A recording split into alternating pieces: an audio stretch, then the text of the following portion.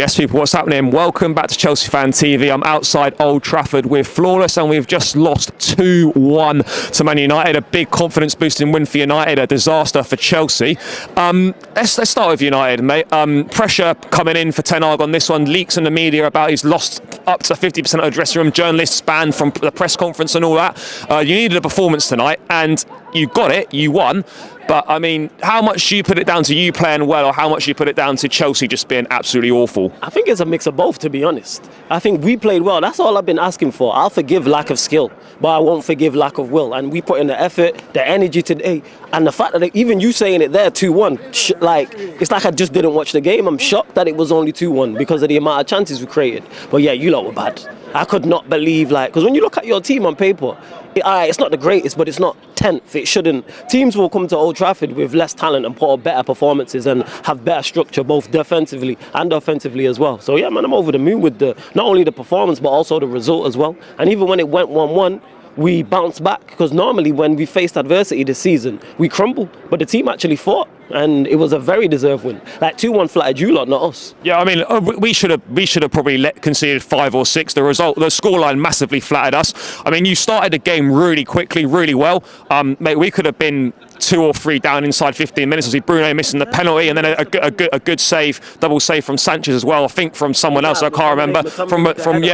Yeah, from McTominay as well. I mean, do you think are there positives to take for United tonight? Obviously, you dropped Rashford. Anthony came in. I thought Anthony, actually, I'm not a massive fan of Anthony, but I actually thought he done all right. I mean, can you take positives from that? I mean, McTominay as well. He gets a lot of stick, and I've said at times that I actually don't think he's that good, but he's got a knack of popping up and scoring goals when he doesn't seem to do much else. But that's quite important, that. Yeah, of course it's important to score goals, but I won't let that take away from overall, because then if you have a midfielder out there, it's bad enough having a striker out there in the modern day game who just scores goals and gives you nothing else, but to have a midfielder doing that is not ideal. And say we draw that game or you lot nick it, luckily we're having a whole different conversation about McTominay. You said it there. Yes, he has the knack of scoring goals, and today, outside of the goals, do I think he played well? No, personally I think Amrabat was probably our man of the match, to be honest. So yeah, there is the positives you take is the game itself and getting the result and that performance, but now it's about backing it up.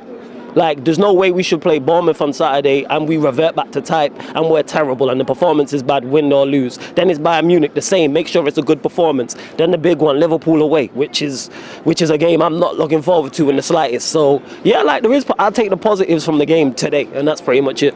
Yeah, no, mate, it's positive to win for sure. I mean, look, a big win for Ten Hag tonight. I'd say under pressure. If you'd lost tonight, that could have been, I wouldn't say it would have been fatal, but it could have been going down that way. I mean, we touched on the midfield there, McTominay. Honestly, I thought before the game, Enzo and Caicedo would probably dominate that midfield. Just because I've watched United a few times, you see how easy it is to play through that midfield. Amrabat has not been great this season. He had a good game tonight, give him that. Bruno and McTominay, not the best. They're quite easy to play through, and yet we turned up, and Enzo and Caicedo, from a Chelsea perspective, were absolutely horrendous. Mate, they were so bad. They looked like they'd never played together. They looked like they'd never played football before. Giving the ball away, not being able to play easy 5-yard passes. I mean, what did you make of them? Because they're 2 lads who are young. They've got a big reputation. We've paid big money for them. This doesn't define how good they are as players. But at the same time, that's a real concern for an expensively assembled midfield to turn up and just get absolutely dominated by. Let's be honest. Amrabat and McTominay aren't. They're not better players than Enzo and Caicedo. They're not better. They're not better players than those 2 lads. No, yet they were miles better. They were miles better tonight. I mean, what have you made of Enzo and Caicedo? I mean, tonight they were awful, but I mean, in general, what do you make of that Chelsea midfield? Big fan. On paper, again, it sounds good. When you look at Caicedo individually and you look at Enzo individually, and then you put them in a midfield pivot together, they should work together. It should work much better. It should look much better, and that's what I was expecting. I'm a big fan of Caicedo, even though I agree with you. Both of them were terrible tonight. I'm a big fan of Caicedo, but he was awful tonight. Enzo's one of them. I'm looking at him, big price tag, and I go, I don't see it.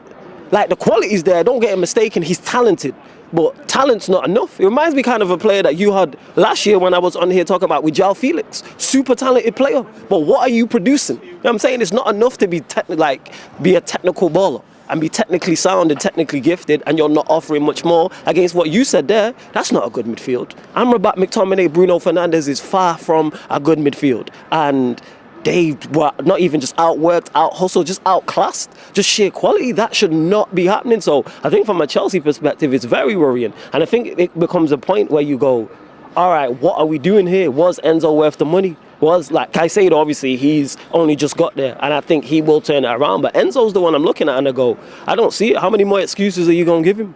I mean, he's. I would say he has not done a season yet. He arrived. He arrived last January. So like, I don't want to like. I get what you're saying though. You do expect more. Yeah, you like just expect more in regards to just the basics. I'm not talking about like output necessarily. Like, of course you want to get some output from your midfielders, but like in terms of his range of passing, like the way that he dominates games, he can do it. We saw him start the season against Liverpool. He had a very good game. Yeah. He scored 2 goals at the weekend against Brighton. He had a decent game. He can do it, but like I think the problem we've got is, and it's not an excuse, but there's such a lack of consistency in this side. Like 1 week, like we're on cloud 9, the next week we go to Newcastle. Like we play Man City, we're outstanding. We go to Newcastle, no one turns up. We grind out a win against Brighton. We come here, no one turns up. We go to Everton on Sunday and we think, well, what's going to happen there? Got no idea. I mean, where do you look at this Chelsea team now? Obviously terrible tonight, but in general, like we're sort of 3 or 4 months into Pochettino's reign now.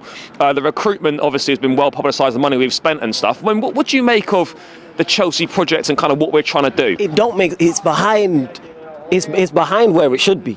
There's no way with the money you spent and the talent you have, you lot should be 10th. If we'd said, all right, we put all squads together in the Premier League, I don't think anyone would have it 10th. But your 10th can't be consistent. And even when I talk about Enzo, it's not even like, I'm not even talking goals and assists when I say output. I'm just talking about like just his input, his output, his input on games, should I say. That's how I'm looking at it with him. Like, you mentioned his progressive pass, like getting on the ball and progressing the ball up the pitch consistently. Because he has the range of passing, whether it's short passing or long passing. But yeah, in regards to your project, I look at it and it's like, where's the money spent? Like, take out Enzo, take out Caicedo, Cole Palmer, who I thought was your best player tonight, and he took his goal very well also. I've said this about you lot for the longest. You score goals this season, but consistently, where's your creativity and goal scoring coming from where you lot are aiming to go? Because you spent $1 billion. The aim for Chelsea, the same way the aim for Manchester United, is Premier Leagues and Champions Leagues. That side is far away from it. Like when you even look at the front four that you lot put out there, you got Palmer, you got Sterling, I rate Sterling, but he was terrible today. You've got Mudryk and you got Jackson. Take Sterling out of it. How many Premier League goals you got in that front four? Well, there's not that many, but Jackson's got 6, Mudryk's got a couple. Like, it's not enough. Like, what I would say is though, like, if the aim was to qualify for the Champions League this season from the board, then I've got to feel that like, I think they've let the manager down slightly. Like, if you genuinely wanted us to qualify for the Champions League, you should have given the manager a squad that's capable of doing that in terms of more experienced players that are actually at their top level. Instead, we've given him something which could be good enough, but the reality is there's too many unknowns in that team. There's too many players that aren't at their top level right now. We don't know if they're going to get as good as we think they're going to be. There's basically too many ifs and buts. And like, if we wanted to qualify for the Champions League, look, it's not impossible, but like tonight's another big setback. We're falling further behind again. I just feel that I think the board might have let the club, like the manager, down a little bit in terms of not giving him the tools to get the job done this season potentially. Yeah. Like maybe a bit. I'm not saying like if we had more experience on the pitch tonight, like it's different, but you can see like when there's a lack of leadership, there's a lack of discipline in this team. If you've got more senior pros, perhaps not just experienced players by age, but like experience and quality like together, I just think right now there's too much of a balance of there's too many players that are just potential right now, and there's not enough finished articles. You look at finished articles and you've got Thiago Silva and you've got Raheem Sterling in a team. That's it. Everyone else is potential. Everyone else is potential. You've got Reece James in there as well. I wouldn't put him. He's bad. I wouldn't put him in potential. No, he's 24. He's basically 24 now. He's club captain.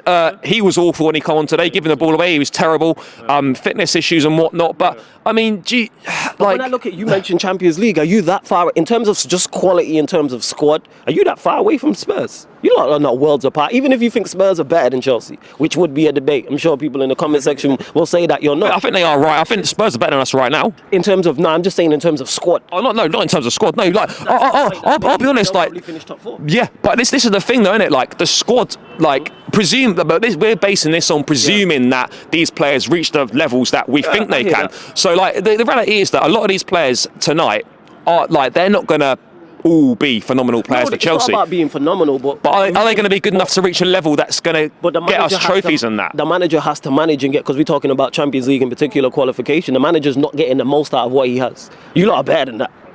Chelsea, you lot are miles. You have Enzo, Caicedo, Sterling, Thiago Silva, Reece James, Palmer. You have more than enough quality to look better than that. Like, of course, it's not ideal, like you said, in regards to the squad. But you look at Spurs, you look at what Big Angie's doing there. Their squad's not ideal. I wouldn't say, like I said, the squad is clear, but they have a clear style of play. They're getting results. You lot don't have a clear style of play and are not getting results. So that's where it doesn't fall on the board in the hierarchy. To me, that falls on the manager and the players. I'm not saying anybody should be poached out. Like, that's on you lot but you have to look at it. You have to look at it with a side eye and go, the manager's not doing his job, like, to a good standard at this minute in time. No, he's not getting enough out of the players. I mean, the bare minimum is you turn up and you give it a go, and we just didn't do that tonight. I mean, just to round out last year, mate. I mean, is pressure still on Ten Hag for you? Of course, yeah. Of course, there's pressure still on him. It's just one game. Say we go and we perform poorly against Bournemouth on Saturday and we draw 1-1.